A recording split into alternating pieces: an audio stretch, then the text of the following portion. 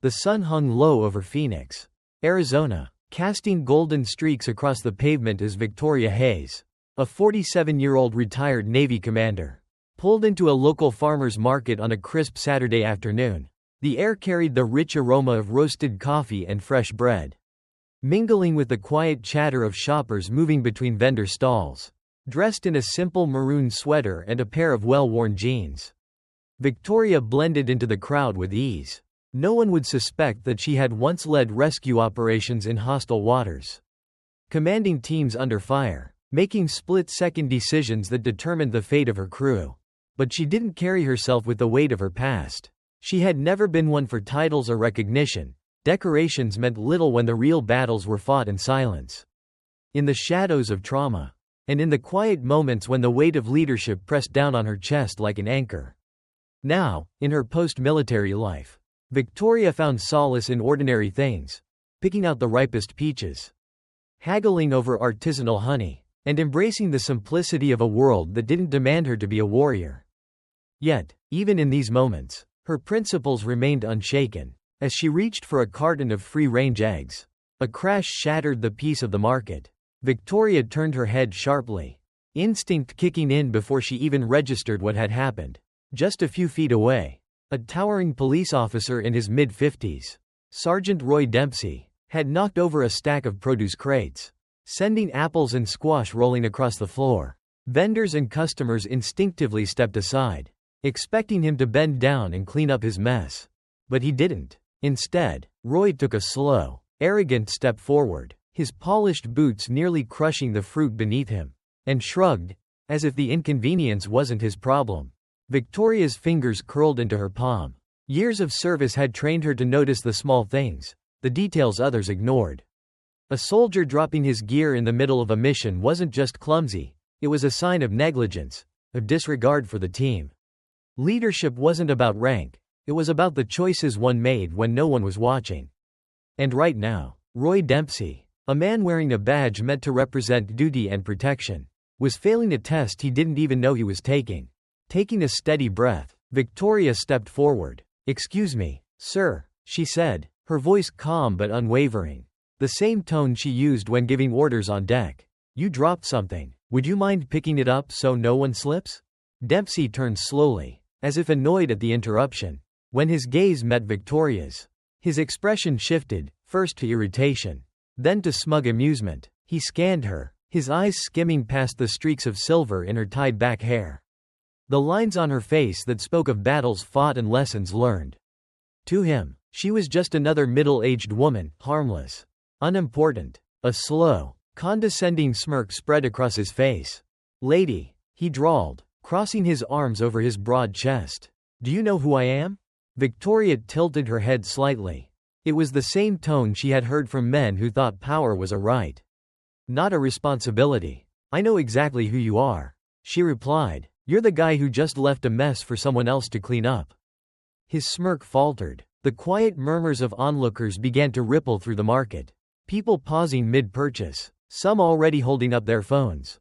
The air had changed. Dempsey's jaw tightened, his posture stiffening as he leaned in just slightly, the shadow of his badge gleaming under the market lights.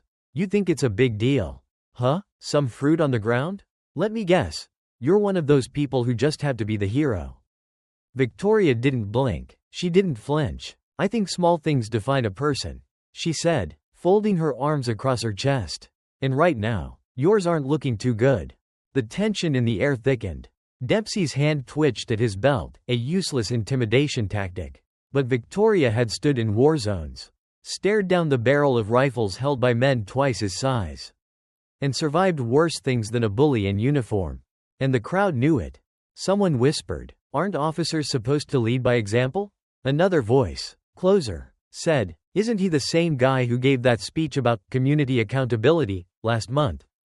Dempsey's arrogance cracked, but he tried to push through it. "Walk away," he warned, but there was an edge of uncertainty now. "Before you regret it." Victoria smiled, but there was no warmth in it, just steel. "I don't regret standing up for what's right." A moment passed, then another. And then, without another word, Dempsey bent down and started picking up the fruit. The crowd exhaled as one. A vendor gave Victoria a small nod of thanks. The people who had recorded the incident smiled knowingly at their screens, knowing exactly where the video would end up. Victoria didn't gloat. She didn't need to. She had spent her entire life standing up to men like Roy Dempsey. And she would keep doing it. Not for the attention, not for the applause, but because integrity wasn't something you put on with a uniform, it was what you carried even when no one was watching. Victoria had met men like Paul Grayson before, men who wore their authority like armor, but wielded it like a weapon. Men who saw a badge or a title not as a responsibility, but as a license to dominate, to belittle, to remind others who was in control. And she despised them. The way Grayson looked at her, disdainful, amused, smug, made her jaw tighten. He didn't just disregard her words. He found them laughable. "Look, lady," he said, his voice thick with mockery, dragging out the last word like it tasted bad in his mouth. "I don't know what kind of power trip you think you're on, but I don't answer to some random woman in a supermarket." Victoria could feel the eyes of the bystanders, some curious, some uncomfortable, some frozen in place, unsure whether to intervene or slink away, but her focus remained locked on the man in front of her. He wasn't just arrogant, he was a man who had never been challenged. She knew his type. She had seen men like him in the military. The ones who used rank as a shield, who reveled in their ability to belittle the soldiers beneath them, who never hesitated to abuse their power because they knew that for every complaint filed, there would always be a superior willing to cover for them, excuse them, promote them. She had fought against men like that, and she had won. But this was different. Here, she wasn't Colonel Victoria Hayes, commanding a unit, holding rank over others who had no choice but to listen. Here, she was just another citizen. No uniform, no official authority, just a woman standing in front of a bad cop who believed he was untouchable. And Paul Grayson? He knew it. "You think this is important?" he continued, gesturing lazily toward the mess he left behind, his smirk widening. "Are you really gonna stand here, in the middle of a grocery store, and lecture a police officer about picking up a damn pack of noodles?" His voice dripped with amusement, but there was something else beneath it, a dare. "Say another word, and I'll remind you where you stand." Victoria inhaled slowly, steadying herself. There were two battles happening here. One was external, a battle of power and perception, of how much he thought he could get away with in front of these people, how much disrespect she was expected to endure before they decided she had no right to challenge him at all. But the other war? The one happening inside her? That was more dangerous, because Victoria knew exactly what this moment represented. It wasn't about noodles. It wasn't about a spilled soda bottle. It was about how men like Paul Grayson walked through the world, believing they were above it all. And it was about what happened when someone, especially someone like her, had the audacity to push back.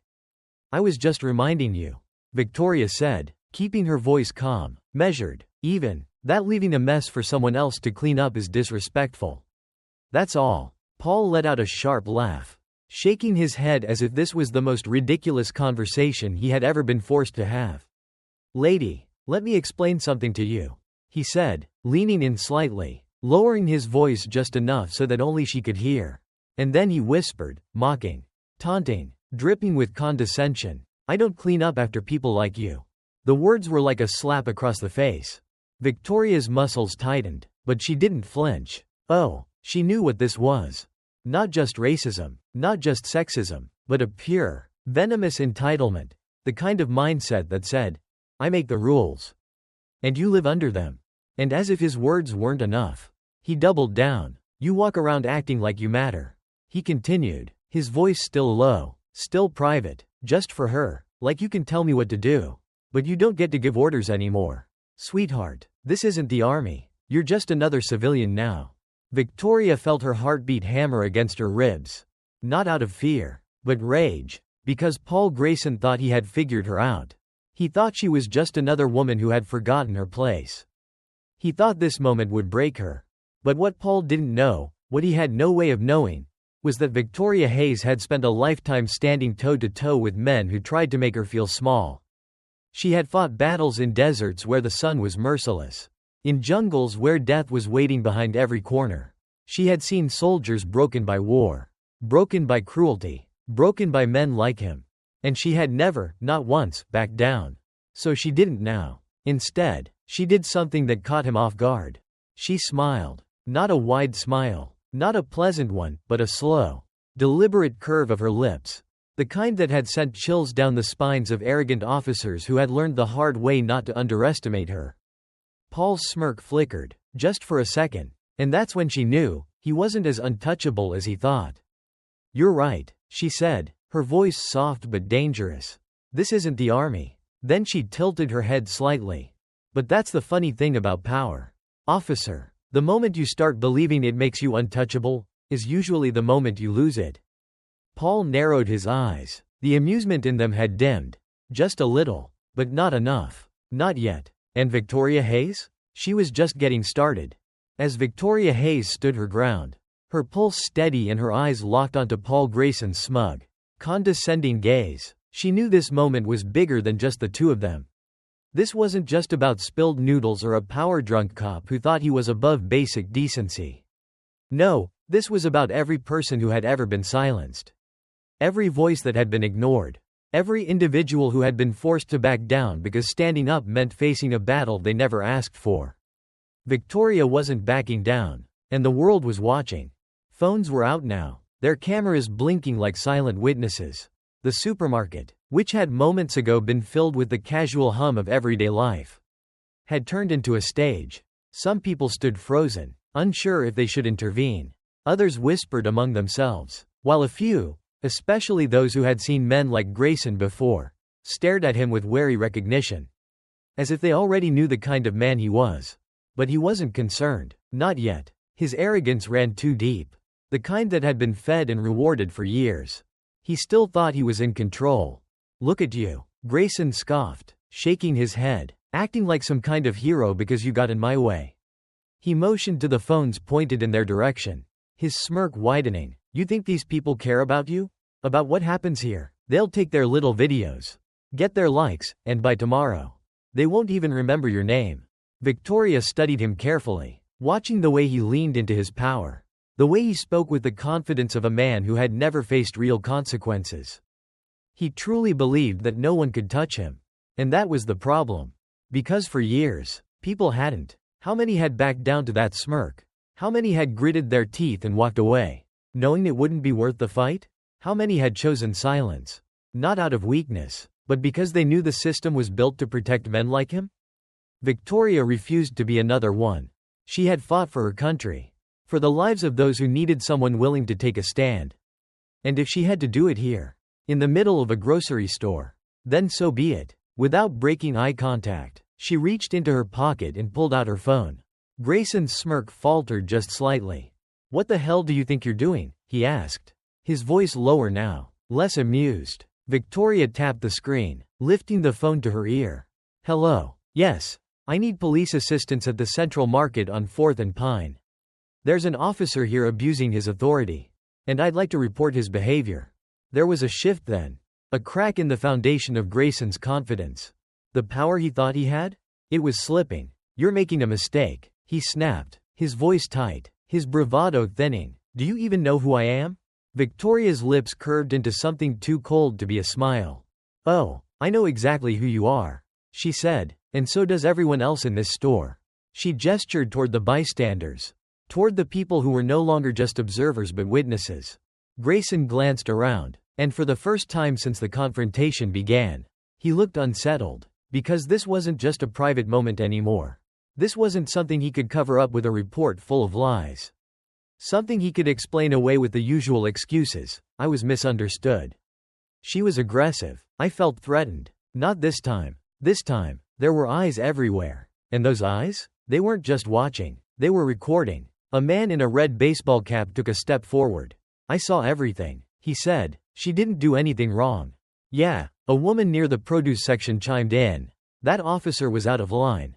The murmurs grew, voices rising, turning into something undeniable. Something Grayson couldn't ignore. His breathing had quickened now, his fingers curling into fists at his sides. He had walked into this thinking it was his game to play, his script to control. Now, the narrative had changed. And Victoria? She wasn't letting go. "If you're watching this now, If you've ever been in a situation where you knew someone was abusing their power but felt powerless to stop it, this is your moment to act. Victoria didn't step forward just for herself, she stepped forward for all of us. So if you believe in what she's standing for, if you believe that no one should get away with using their power to intimidate, degrade, and dismiss others, then hit that like button. Because supporting Victoria Hayes isn't just about watching this story unfold. It's about standing behind people who refuse to back down. It's about saying, "We see you, we hear you, we stand with you." Grayson's arrogance was cracking, but he wasn't giving in yet. "Do you really think a few people in a supermarket can take me down?" he snarled. His voice lower now, more desperate. Victoria met his glare, unblinking. "Not just a few people," she said, "everyone watching this." And as sirens blared in the distance, help finally arriving, Grayson paled. Because for the first time in his life, he wasn't the one in control. For the first time, his badge wouldn't save him. And for the first time, he realized he had finally met someone who wouldn't let him walk away from what he'd done. If you stand for justice, if you believe in accountability, don't just watch. Be part of the movement. Like this video. Share it. Stand with Victoria Hayes. Because standing up to abuse of power? It starts with you. The supermarket doors burst open, and the sound of police sirens outside sent a visible ripple through the crowd. Shoppers who had been frozen in place exchanged quick glances, whispering in anticipation. The cavalry had arrived. For a brief moment, Victoria Hayes wondered, would they be on her side? Or would they be just like Grayson? Her fingers tightened around her phone as she took in the scene unfolding before her. Officers stormed inside, their presence commanding attention. Their faces were unreadable, but their postures were tense, prepared for whatever situation awaited them. Paul Grayson straightened up, his usual cocky demeanor flickering between false confidence and something darker, something dangerously close to panic.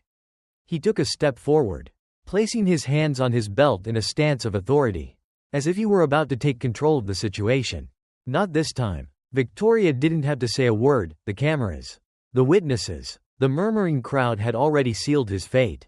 There was no spinning this story. A uniformed officer, Sergeant Mitchell, approached with sharp, assessing eyes. "What's going on here?" Before Victoria could answer, Grayson jumped in. "It's nothing," he said quickly, trying to brush the entire incident away like a stain on his reputation. Some woman causing a scene, trying to interfere with law enforcement. Victoria let out a slow, steady breath. The lies were already beginning. But then, something unexpected happened.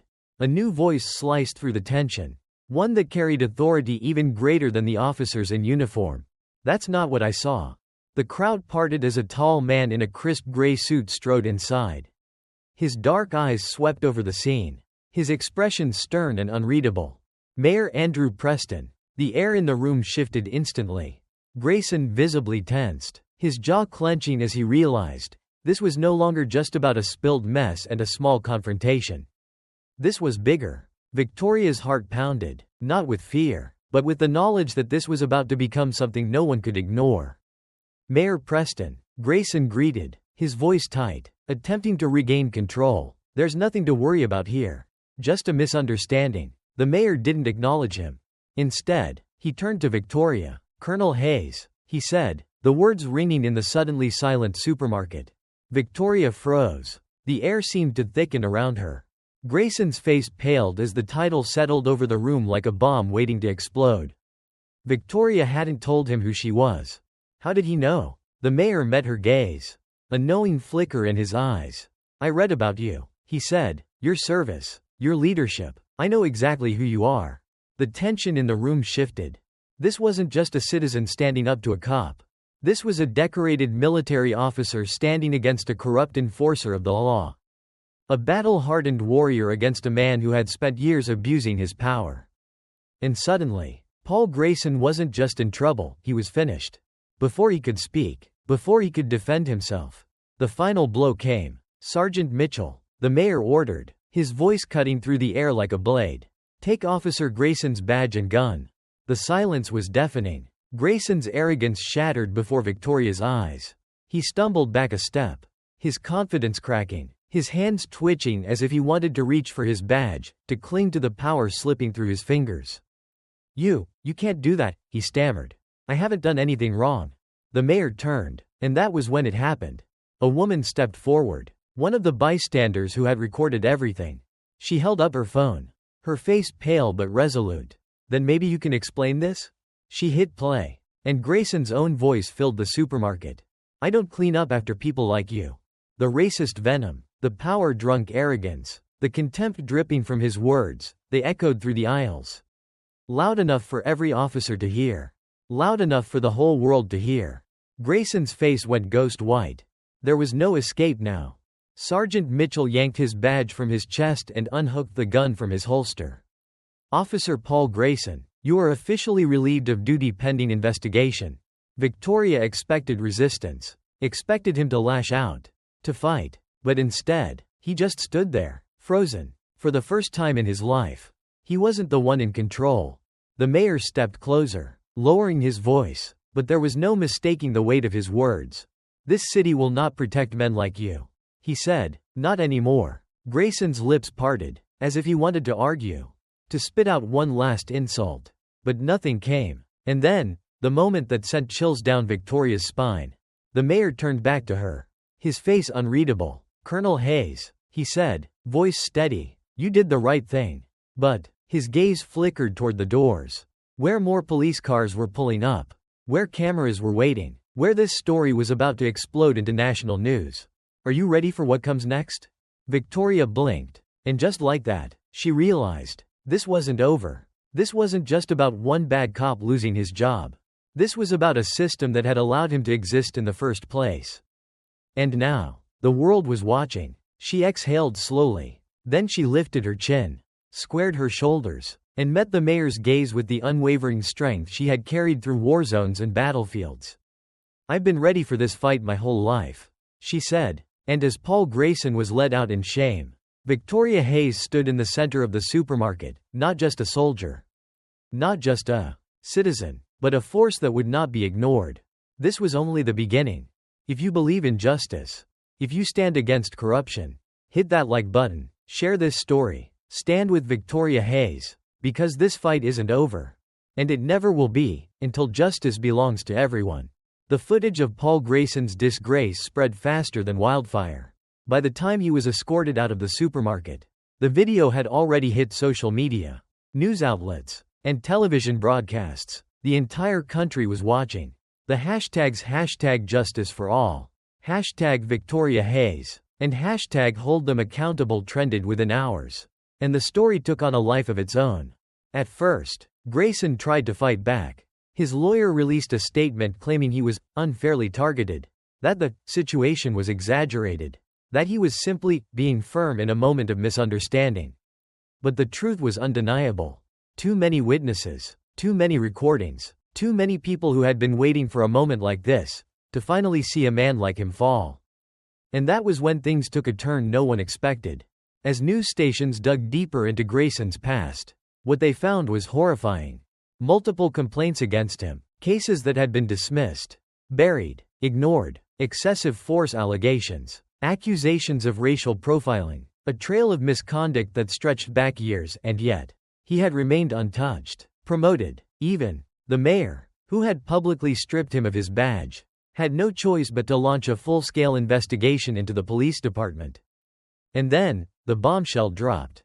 A whistleblower emerged, an officer from inside the force who had seen everything, the cover-ups, the false reports, the way Grayson and others like him had been protected, time and time again. And that's when the floodgates opened. More victims came forward, people who had been silenced, ignored, dismissed when they tried to report what he had done to them. This wasn't just about Paul Grayson anymore. This was about an entire system that had let him thrive. And at the center of it all was Victoria Hayes, the woman who had refused to look away when he left a mess behind. The woman who had stood her ground when he tried to belittle her, intimidate her, break her. Now, they wanted her to lead. Community leaders, activists, even lawmakers began reaching out. They wanted her to speak, to stand before city councils, before state officials, before people in power who could change the laws, rewrite the policies, reshape the future. At first, she hesitated. She had spent her life on battlefields, not in conference rooms. She had trained soldiers, not politicians. She had led men into war. But she had never considered leading a movement.